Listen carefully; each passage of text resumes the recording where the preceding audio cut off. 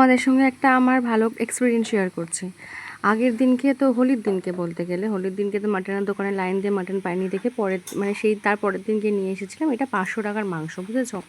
ম্যাজিকটা এই জন্যই বললাম, একটা জিনিস শেয়ার করব। এটা 500 টাকার মাংস ছোটো করাতেও হচ্ছে না, মানে অনেক কম কোয়ান্টিটি মনে হচ্ছে।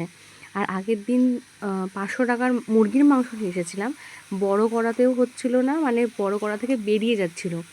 আবার 2-3 বার ধরে খেয়েছি। 500 টাকার খাসির মাংস লোক খায় বলো? কি বোকা হলাম বলো তো। মাংস তো মাংসই হয়, টেস্টে তফাৎ থাকে, মাটনটা অবভিয়াসলি ভালো লাগে খেতে। কিন্তু এই যে ম্যাজিকটা আমার সাথে হলো, যত জাল দিচ্ছি তত মাংস কমে যাচ্ছে। আমার মনে হয় আমাদের মতো ঘরে মুরগির মাংস খাওয়াই ভালো। আগের দিন কড়াই ধরছিল না, আজকে কড়াই দেখতে পাচ্ছি না। যাই হোক, 1 পিস 2 পিস করে খেয়ে সান্ত্বনা দেবো নিজেদেরকে। লোকও আমরা কমজন, হয়ে যাবে। চলো টাটা।